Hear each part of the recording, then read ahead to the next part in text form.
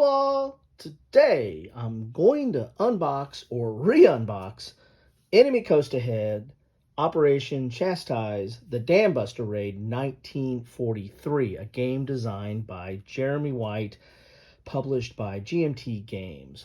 Now, I have some other Jeremy White games, including the Doolittle Raid, which follows in the same line as the Enemy Coast Ahead series, which is a solitaire game where you're just not doing the mission, you're doing all the pre-work, the implementation of the mission, and post-mission in some respects. So their Doolittle Raid and the Dambuster Raid have quite a few things in common in that regard. There was a lot of build-up, pre-mission type of operations, preparations that had to be done. There was the whole implementation of the mission, which had its own challenges, and then the actual mission itself, which both were bombing missions, unique bombing missions, and then of course the aftermath. And I also have some other stuff from Jeremy White, including Skies Above Britain. Very beautiful box here. Another game from GMT Games, and want to thank GMT Games for getting that one to me. So I'll put links to that in the video below. But this right here is a re-unboxing. Why? Because I got it without shrink. Now it's new. I had to make a couple of changes when we get in the box. I'll show that, or a couple of augmentations, I should say. But this is unpunched. Everything's there, and this has been sitting at my friendly local gaming store for a couple years now, maybe even longer, that I keep looking at it and kept inventorying every time I went in. But I was holding off on it, and I finally decided to pull the trigger and pick it up. I decided to skip my barrel bomb into the dam and see what this is all about. A little bit of a teaser there, or spoiler. This is the Dambuster Raid 1943. This is where England specially trained pilots and outfitted some Lancaster bombers to do a dam busting run, where basically they had to fly low, very low, over water at night and skip some barrels or some bombs into the side of some dam, or a dam. So there might have been more than one dam, but anyway, yeah, there was. So but anyway, this is that mission. So there's a lot of preparation of the training and the secrecy and the reconnaissance to see what was going on at the different sites, trying to keep what they were doing secret, preparing and testing the bombs. There was a lot of engineering that went into trying to come up with these skip bombs, these barrel bombs that kind of skipped over water to go into the side of the dam.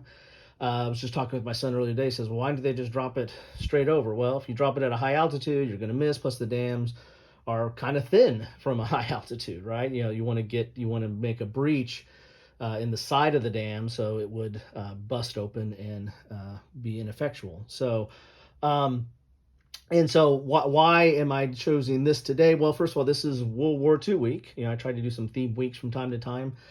And so this is continuing on in my World War II week this week. And today is my birthday. So no presents needed. But today's my birthday, and I do like to find battles, conflicts, operations that have some kind of connection with special days. And since this is my special day, this game has some special meaning because it started on May 16th. Is one of the flights where they went into the dam busting. So I have a little bit of connection here. So far I've done some special days on this. Now I've done one on this. I've done Champion Hill a few times. That is a American Civil War battle, part of the Vicksburg campaign that took place on my birthday as well. And I'll find more. And if you have some suggestions on other things I should cover on my birthday, I'll be sure I'll get to it next year. So just drop it in the comments down below. But enough of all that. You want to see what's in the box of this. And so let's see what's in the box of this. This is a typical GMT box. This was the beginning of the series of Enemy Coast Ahead. As I said, they have Doolittle Raid. I don't know if they're going to do more in this line, or if Mr. White is now, focusing on his above series. Skies Above Britain, Storm Above Germany. All those. I mean, those games have a lot of similarities to them, and he's really good at developing systems, so I don't know if there's going to be more on this or not. But this was the first in the series. One of the things that I changed out here, the dice that came in here were mismatched and not the original dice. And so I ended up picking up some red dice with black pips because I think that's what originally came in there. So these aren't the dice that come with the original, but something like these come with the original. So I did do a little bit of an upgrade there. You get some baggies in here. Those are over here. You get the rule book, and this is not for the faint of heart. I mean, we're looking at 48 pages, but then again, Mr. White is not known for his succinctness. Now, he is known for his procedural way of playing, of kind of learning the game as you go and teaching the rules you need to know as you go. And that's, I think, done in here as well. This will start off with certain missions and then work your way up so you know all the rules. At least that's the way Doolittle Raid played out. So let's look at some of the rules here. We've got introduction, assets, then you got the attack is part 1, part 2 is the flight, training and planning is part 3. So you're probably going to learn how to do the attack first and do like a mini game on that. Then you'll learn how to do the flight, which will lead into the attack, and then you'll learn the training and planning, which leads into the flight, which leads into the attack. That's kind of how Doolittle Raid was planned out as well. Now, another similar aspect of some of his rule books are you're going to have text on the right. You're going to have some notes or comments in the margins throughout. And they kind of just go into a little bit more detail, and like this, explains some of the counters and the like here. And that's typical for a lot of his games. So it's kind of a dual column, but it's really, I look at it more as kind of being annotated, where you have the rules themselves, and you'll have stuff that kind of explain it out in the margins as you go. And so you're going to see that a lot. So there is color graphics. There are some examples, but sometimes you're going to see that in the margins here. This is a solitaire game, so it's going to be very procedural in that you need to follow the sequence. You need to follow how it's going, and it'll advance to the next thing. And the AI is built in. It's built into that sequence, how it's going to interact against you, or make you change your choices as you go. So here's the sequence of phases here. As you can see, there's a lot of text in here. There's even more little text in here. But there's a lot of text in here, and the font is not super large, and it's 48 pages. So again, don't let that scare you away. There is a very solid game in here, and and it's not that daunting once you go through the sequence. And the way that he trains it is in there as well. So there's a lot of stuff in here, as you can see, but you need the rules, and then the highlights or the annotations in the margins, in the center margins in this case. So here's sequence, and then so you have sequence to play for attack, you have sequence to play for flight. So again, very procedural, and we'll just guide you right through it, and so you know what you're doing here. But this is the thing I like about his games, especially the Enemy Coast games. They really give you the feel of, this isn't just, a bombing mission, right? I mean, there's all the buildup. There's all the things that you didn't think of that you got to plan for. Some of the pre-negotiation, like Doolittle's, the pre-negotiations of the, what are you going to do after you drop the bombs? Are you going to land in Russia? Are you going to land in China? What do you do there? And you have to do some pre-negotiation with the Chinese and the Russians to figure some of that out. Here, you're going to do some of the engineering on, there was a lot of stuff done in the engineering of the bombs and testing and trying to, get that flight path, low. They put some floodlights on the planes, and dealing with the skipping. I mean, there was a lot of stuff that went into that. And so there's a movie on it, an old, I think, black and white movie. And plus, I think there's a few documentaries on this. So recommend you check those out.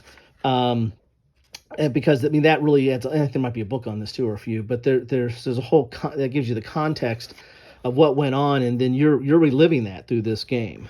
So here's your training and planning here. So there's a lot of different things, and this is why they do this last, because this is probably the more complicated piece, because you're doing a lot of different things. You know, where the flight, you're flying, and attack, you're bombing, and you're dealing with flak and stuff like that. But here, there's a lot of different stuff. There's the logistics, there's the training, there's probably some of the engineering that comes in this. There's just a lot of stuff of how you deal with this side of the mission. Recon phase, you got to see what's going on at the dam site. That damn site. Then you've got listed decorated crewmen. So really only got 46 pages, because this is kind of reference here. Then you're going to get the scenario book, which is really thick. It's even thicker, I would imagine. Let's see, how many pages is this? This is 48 pages, same amount, but you got a little chart here. You got a log that you might want to make a copy of. But this is going to take you through the learning the game. So you're going to start off at the dam. You start the Möhne Dam, Eder Dam, Sorpe Dam. So you start up with the dams, 1, 2, 3. The second attack on the Sorpe Dam, and then Enipe Dam. So you're doing these more complicated as you go dams, attacks, and then you're combining the attack scenarios. Then you're going to go into flight scenarios. So then you're going to learn how to flight. So these first ones are just kind of a mini game. You're just dealing with the bombing, which is pretty complicated in this. This is actually probably more complicated than Doolittle. Doolittle, is the high level over Japan or Tokyo. This is you got to do your approach. You got to get it just right. You got to get the right altitude. You got to get that, your bomb lined up in the right spot. You got to try to do the skipping thing. I mean, and then you're dealing with incoming flak and stuff. So there's a lot to the attack here. Then you do the flights, and then you're going to learn the planning. So this is how this is based up, and this is going to kind of teach you the rules as you go as well. So it's going to give you what you need for the setup of the scenario. Here's the background on it. And then this shows you how to do it. This is going to take you through what you need to do the attack on Möhne Dam, and it walks you through all the stuff. And this is what you need to know. And here's the different outcomes and how you did. So then you got scenario 2. So this looks like a thick book, but this is really just kind of walking you through it. And then after you've gone through, learning to attack, learning how to fly, and going through the planning, then you can just play the whole game. You can just start from the beginning, do the planning, and then do whatever, decide which attacks you want to do, how you want to allocate your resources to each one of those different dams as you go. So that's kind of the beauty of how White does things is kind of learn as you go type situation. So there's a lot of that in here. This is the scenario book, but it's also kind of the learning book, how you learn how to play the game. Then you're gonna have a lot of charts, and the charts are going to be the player aids and charts are really, you can play off the game in some respect, and play off the charts, as opposed to having to refer to the rule books all the time, because a lot of your information is on here. This is a trifold here. You have a lot of your different counter explanations, your flow chart. Here's for scenario 10 and scenario 6 through 9. So you have different flow charts. So this is the attack flow chart. Here's the flight flow chart, and here's the planning flow chart. So when you're playing the game, you're learning the game, you're going to learn it this way. Playing the game, you're going to play it this way if you want to play the whole thing, right? And then on the back, there's more information, the playing pieces, the target map markers, flight map markers. So everything's explained there. And again, this is solo, so there's only one of these because that's all you get. Here's some of your key charts here. So navigation check, hazards, resolve hazards, target acquisition, target map setup, coordination check, wireless telegraph, and move. Here's some holding boxes here for first wave, second wave, third wave, fourth wave, fifth wave, sixth wave.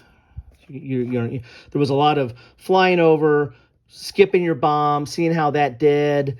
They would, put out a code to see if it hit or if it did any damage, and then you would turn around and come in again, or somebody, one of the other squadron would go in, or you might fly in as a decoy to try to take some attention away from the bomber, for flak purposes. So there's some different strategies that took place in the actual flight. So I imagine they're going to recreate them all here. Here's modifications, because you're going to change out what you do on the plane. That's in the planning stage. Recon, dam recon, security risk, surprise check, return to base, loss. This is in-game stuff. So this is that part, after what do you do after you drop the bombs, right? This is the return to base, whether you're lost, stuff like that.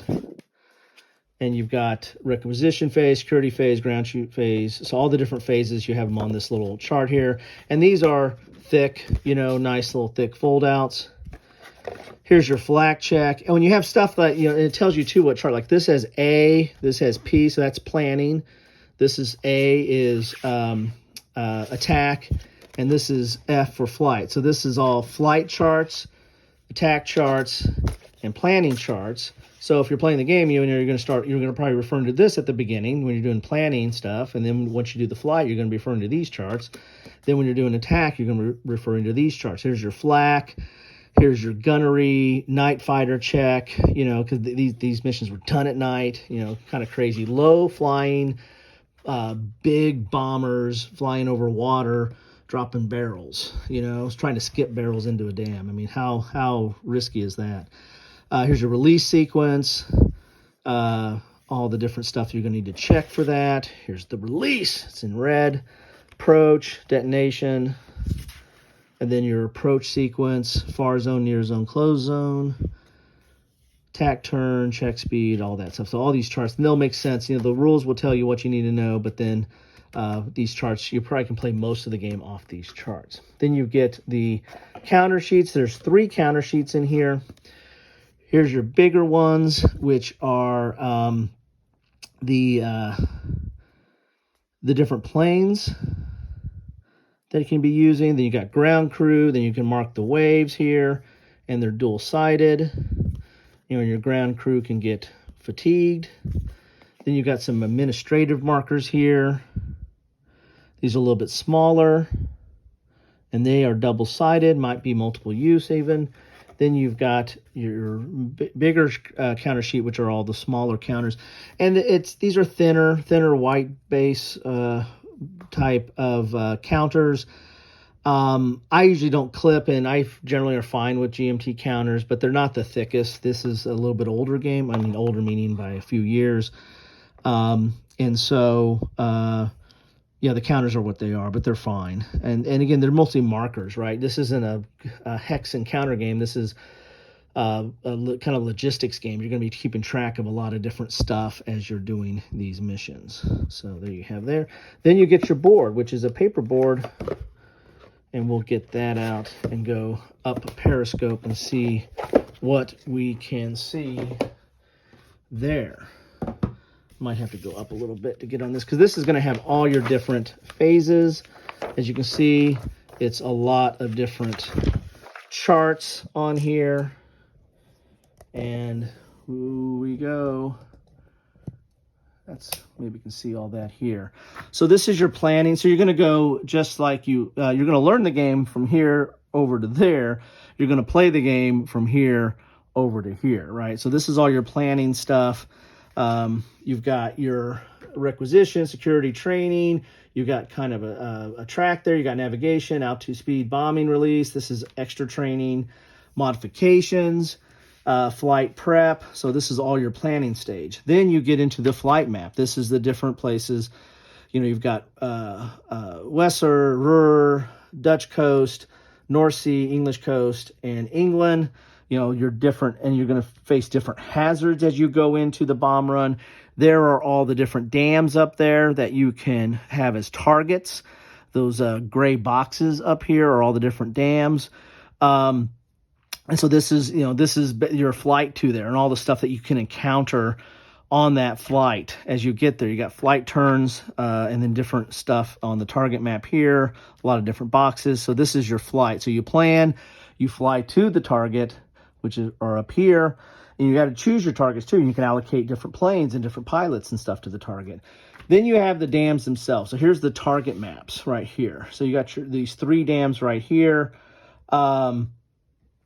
These maps here, and this is the more tactical side of the game. Actually, there's these maps here, target maps, but then you have several other dams that you can attack as well, and they have their own little tracks here. You've got an approach vector chart, attack turn chart, and then you're going to literally, you're going to recreate the dam run by going in here, and then determining where you're going to drop the bombs, and then you're going to release here, but you're going to follow this approach. This is the detailed approach as you get. No, that's kind of shiny there. Let's go up to this one. Sorry. So you're going to follow this approach, and then you release, and then you got the dab here, and then you're going to roll for the charts to see how you did, right? Then you got the circling phase, so that's why you can come back and try to come back in and do a round of it, and there you have it until you get shot down or run out of bombs or decide to go home. So there you have it. This is the Dambuster Raid Operation Chastise, May 16th, 1943. May 16th, special day in my life, and thought I'd share it with you all. But this is all the stuff you get in here. So it's a lot of interesting stuff. I find this whole mission, to be fascinating. What they did and what they were trying to do, and how it all turned out. This is good stuff here in my book. So anyway, this is what you get in the box of that. And as I said, I got this is a re-unboxing because when I got it, it was already opened, but none the worse for wear. So there you have it. The Enemy Coast Ahead Dambusters Raid by GMT and designer Jeremy White. Love to know your thoughts on this. Have you played this? Have you played the Doolittle Raid? Have you played any of the other Mr. White's games? And what do you think about any of them? Good, bad, or ugly? How the rule books are set up, how you learn the games. Anything's fair game. So love to hear about it. And thanks for stopping by. I really do appreciate that. I don't know if, a lot of people say that, but I really mean it. Don't trust them. Trust me, I really do mean it. I do appreciate it. And I know you have a lot of choices with your time, and spending any time with me, I do appreciate that.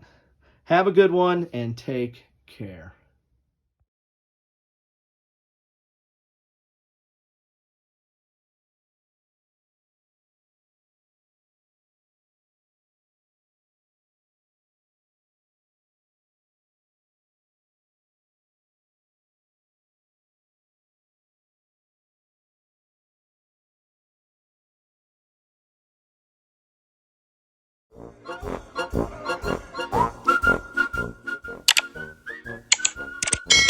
Thanks for watching.